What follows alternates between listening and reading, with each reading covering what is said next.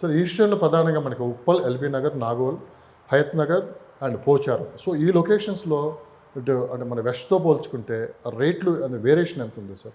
అంటే ఇప్పుడు మీరు ఇంకా ఆ ప్లేస్లో ఎవరు ఇన్వెస్ట్ చేయొచ్చు? ఎస్, మీరు ఇంకా చాలా దగ్గర ప్లేసెస్ చెప్తున్నారు. నేను కంపారిటివ్లీ కొంచెం డిస్టెంట్ ప్లేసెస్ విత్ గ్రీనరీ చెప్పాను. ఇప్పుడు మీరు చెప్పినటువంటి హయత్ నగర్ ఉందనుకోండి, ఎల్బీ నగర్ ఉందనుకోండి, రామోజీ ఫిల్మ్ సిటీ ఉందనుకోండి. Ramoji film city 25 kilometres of city. Yes, నమ్మలేరు ఎవరు. రామోజీ అంతేది అంత దగ్గరగా ఉందన్నమాట. అదే మనకి ఎల్బీ నగర్ నుంచి Ramoji film city only 12 kilometres. ఒకసారి ఎల్బీ నగర్కి మనం మెట్రో వెళ్ళిపోవచ్చు. మరి మనకి నెక్స్ట్ మెట్రో ఫేజ్ 2లో మీకు ఆల్రెడీ మీకు ఇన్ఫర్మేషన్ ఇదివరకే ఉంది, మనం చెప్పినట్టు కూడా నాకు గుర్తుంది. మెట్రో ఫేజ్ 2లో మనం అప్ టు ఎక్కడి దాకా వెళ్ళిపోతుంది అది? ఎల్బీ నగర్ నుంచి నెక్స్ట్ వనస్థలిపురం దాటి ఇంకా నెక్స్ట్ హయత్ నగర్ దాకా కూడా ప్లాన్స్ ఉన్నాయి. హయత్ నగర్ దాకా వెళ్ళిపోయిందంటే అక్కడి నుంచి 5 కిలోమీటర్స్లో మీకు రామోజీ అంతే కదా. ఇంకా అక్కడి నుంచి చౌటుప్పల్ దాకా కూడా ఆలోచించినా కూడా 40 కిలోమీటర్స్ చౌటుప్పల్. సో ఈ ఏరియాస్ అన్నీ కూడా ఎప్పుడైతే మీకు కనెక్టివిటీ డెవలప్ చేస్తుందో గవర్నమెంట్, ఆటోమేటిక్గా ఇవన్నీ కూడా మనం లివబుల్ ప్లేసెస్ అయిపోతాయి.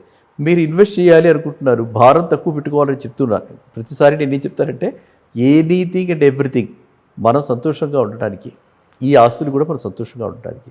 సో ఎక్కువ ఈఎంఐలు పెట్టుకోకుండా తక్కువ ఈఎంఐలు, తక్కువ లోన్లు తీసుకుని ఆ చక్కగా ఆనందంగా బతకాలి అంటే మీరు చెప్పిన హయత్ నగర్ ఏరియాలో హ్యాపీగా ఉండొచ్చు. అటు బస్సు కనెక్టివిటీ, బస్ డిపో ఉంది. ఇటు విజయవాడకి ఎక్కడికి వెళ్ళాలన్నా కూడా హైవేకి పక్కగా చాలా దగ్గరగా ఉంది. ఇటు గ్రీనరీ ఉంది, pollution free. Hayath Nagar side కూడా ఏ పొల్యూషన్ లేదు. సో అది కూడా పొల్యూషన్ ఫ్రీ ఏరియా.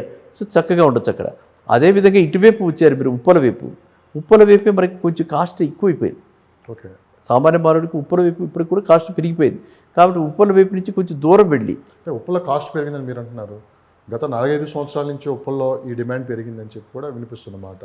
అంటే కన్స్ట్రక్షన్లు బాగా పెరిగిపోయినాయి అక్కడ, కొన్ని కంపెనీస్ కూడా అటు రావటం, చాలామంది ఉప్పల వైపు కూడా చూడటం కూడా. మెట్రో కనెక్టివిటీ ఈజీ అయిపోయిన తర్వాత ఉప్పల్ నుంచి మనం ఇటు జూబ్లీహిల్స్ రావాలంటే కేవలం ఒక 35 మినిట్స్లోనే మన మెట్రోలో వచ్చేస్తున్నాం కాబట్టి. సో చాలా వరకు అటు ఉప్పల్ సైడ్ కూడా ఉండడానికి ఇష్టపడుతున్నారు చాలామంది. అక్కడే హౌస్ తీసుకొని అక్కడే వాళ్ళు అక్కడి నుంచి ఒకవేళ జాబ్ ఇక్కడ మనకి హైటెక్ సిటీ కావచ్చు, మాదాపూర్ కావచ్చు, ఇటు రావడానికి 35 నిమిషాలు పడుతుంది, పోవడానికి మళ్ళీ 35 నిమిషాల్లోనే వాళ్ళకి టైం సేవ్ కూడా అవుతుంది. కాబట్టి చాలామంది ఇన్వెస్ట్మెంట్స్ ఉప్పల్ సైడ్ కూడా పెడుతున్నారని చెప్పి మనకి బయట వస్తున్న సమాచారం. కరెక్ట్. ఇప్పుడు ఎందుకంటే ఉప్పల్ మీరు చూసారనుకోండి, టిపికల్గా మీరు ప్రీవియస్ గవర్నమెంట్ అక్కడ ఆక్షన్ చేయడం జరిగింది. బగాయత్ లేఅవుట్ అని చెప్పి చాలా బ్రహ్మాండంగా, చాలా ఐ థింక్ 50-55 వేలు రేంజ్లో అమ్మారు అప్పుడు ఆక్షన్లో. అలా పోయి ఇప్పుడు ఆ ప్రాంతాలన్నిటికీ కూడా డెవలప్మెంట్స్ అన్నీ జరిగిపోతున్నాయి కాబట్టి, అంటే ఇన్ఫ్రాస్ట్రక్చర్ డెవలప్మెంట్స్ అన్నీ వస్తున్నాయి కాబట్టి. అండ్ ఉప్పలకి అదర్ సైడ్ చూస్తే మీకు ఉస్మానియా యూనివర్సిటీ ఉప్పల్ నుంచి ఎంత దూరం, తార్నాక ఎంత దూరం, మరి హబ్సిగూడ ఎంత దూరం, ఇవన్నీ ఉప్పలకి 10 కిలోమీటర్ల డిస్టెన్స్లో ఉన్నాయి. ఉప్పల్ నుంచి 10 కిలోమీటర్స్లో యూ విల్ రీచ్. ఉప్పల్లో మరి స్టేడియం ఉంది, ఉప్పల్లో దూరదర్శన్ మనకి ఇది కూడా ఉంది, సెంటర్ కూడా ఉంది.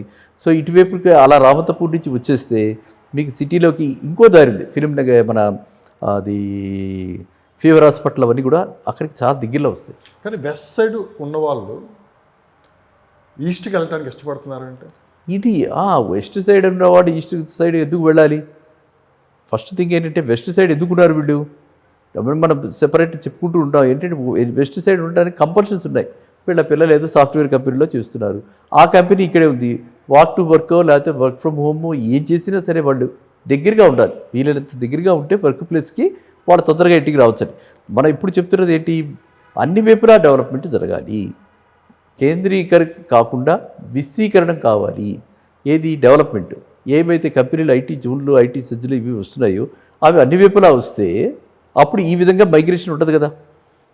ఈ మైగ్రేషన్ స్టాప్ అయింది. ఇప్పుడు మీరన్నదానికి ఈస్ట్ నుంచి వెస్ట్కి వచ్చేది ఆగింది. వెస్ట్ నుంచి ఈస్ట్కి వెళ్తారా? ఎందుకు అట్లాంటి వాళ్ళు కూడా కొంతమంది ఉండొచ్చు.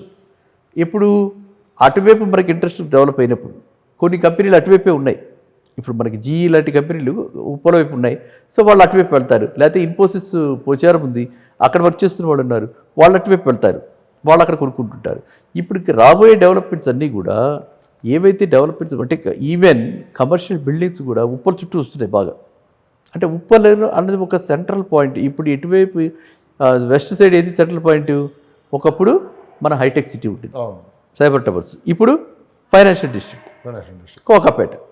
అదేవిధంగా ఇవాళ ఈస్ట్ సైడ్ సెంట్రల్ పాయింట్ ఏది? మీరు చెప్పిన ఎల్బీ నగర్ను, లేకపోతే మీరు చెప్పినటువంటి మన ఇంకోటి నాగోలు కానీ ఇవి కాదు. ఇవాళ ఈస్ట్ సైడ్ సెంట్రల్ పాయింట్ పెద్ద హబ్ ఏదంటే ఉప్పల్. సూపర్. ఎవరైనా అటువైపు వెళ్ళి అడిగితే, ఇటువైపు అడిగితే గచ్చిబౌలి నుంచి ఎంత దూరం, ఫైనాన్షియల్ డిస్ట్రిక్ట్, అటువైపు వెళ్ళి అడిగితే ఉప్పల్ నుంచి ఎంత దూరం అడుగుతున్నారు. అందుకని ఉప్పల్ కనెక్టివిటీ అంత బాగా పెరిగింది కాబట్టి, ఉప్పల్లో డెవలప్మెంట్ అంత బాగా ఉంది కాబట్టి, అండ్ ఓల్డ్ టైం నుంచి కూడా ఉప్పలకి ఉస్మానియా యూనివర్సిటీ నుంచి టీడీ కాలనీ ఇలాంటి ప్లేసెస్ అన్నిటికీ కూడా అటువైపు నుంచి రోడ్స్ ఉన్నాయి కాబట్టి, ఆ రోడ్స్ కూడా బ్రాడ్ రోడ్స్, చక్కటి బస్ కనెక్టివిటీ, ప్రైవేట్ ట్రాన్స్పోర్టేషన్ కానీ రోడ్స్ మంచిగా ఉన్నాయి కాబట్టి అందరూ కూడా ఉప్పల్ కేసుకి ఇప్పుడు డెఫినెట్గా నా అటెన్షన్ అటువైపు డైవర్ట్ చేశారు. అండ్ సామాన్య మానవుడు మనం చెప్పుకునేది ఇప్పుడు సామాన్య మానవుడి గురించి, సామాన్య మానవుడికి అందుబాటులో కలిగినవి కూడా ఉప్పలకి దగ్గరగా ఉన్నాయి. ఓకే. సో ఇప్పుడు మనకి చిలకానగర్ అంటారు, చిలకానగర్ సైడ్ కానీ ఉప్పల్ కానీ మౌలాలి కానీ, తర్వాత ఇంకా మీరు ఫర్దర్గా ఉప్పల్ నుంచి మీరు ఎంత లోపలికి వెళ్ళిపోతే, మీరు ఎంత లోపలికి వెళ్ళిపోయినా కూడా హైవేకి ఆనుకుని ఉన్నప్పుడు మనం చాలా ఫాస్ట్గా వెళ్ళిపోతాం. ఎస్. అది వరంగల్ హైవేకి ఆనుకుని. వరంగల్ హైవే ఎందుకు, మళ్ళీ వరంగల్కి ఏంటి speciality, Warangal smart city, Warangal ఇది హ్యాపెనింగ్ ప్లేస్.